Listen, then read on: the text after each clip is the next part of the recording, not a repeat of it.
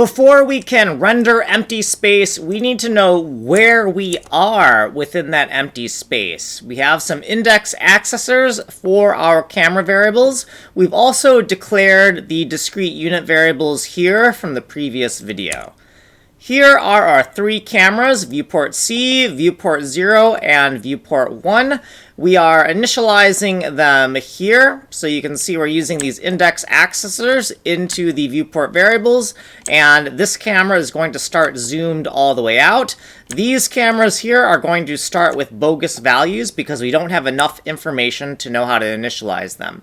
Here are some footnotes, here's some other footnotes, here's some other footnotes, and yet more footnotes.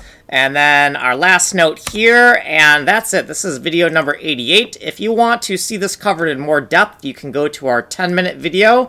And if you want to see the unscripted, you can go here. You are on video number 88. This has been Camera Rectangles. Learn to code. Send me money in the mail.